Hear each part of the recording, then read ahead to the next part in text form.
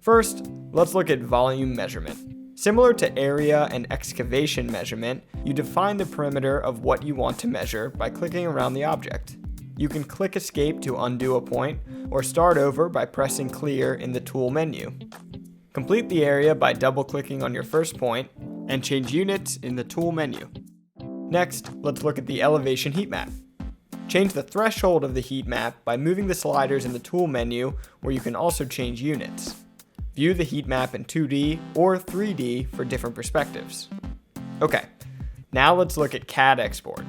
Note the X-ray mode is present again, as it was for the ruler tool. This will help you see exactly where you're clicking. You won't be able to see the line behind the 3D mesh without X-ray mode on.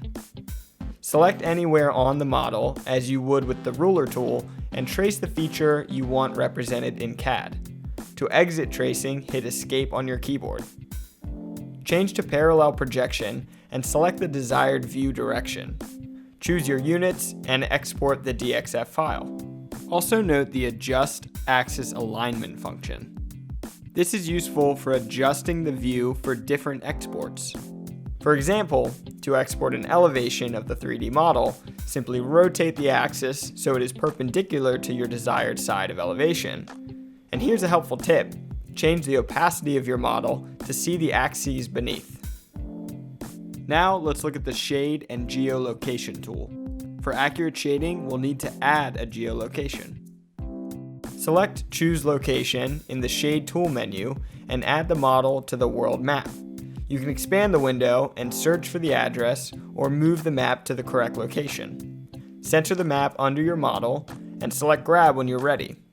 Your model will be scaled 1:1 with the map. Now zoom out to a plan view of the property and select Parallel Projection. Orient your model correctly with the map. Again, you can change the opacity of your model to help see the map below.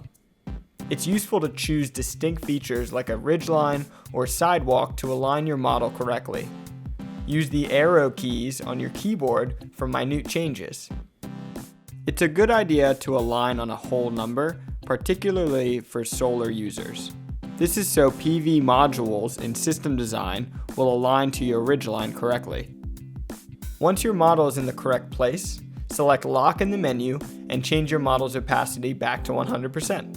Then use the time and date slide bars to watch accurate dynamic shading. And always remember to save your model. Wow, that was a lot. Let us know if you have any questions about any of the tools. We have a lot of exciting updates coming to our industry tools, so be sure to check back in. If you're in solar, check out our video on solar specific tools as well. And also a shout out to Sierra Pro Aerial Imaging for creating this wonderful model.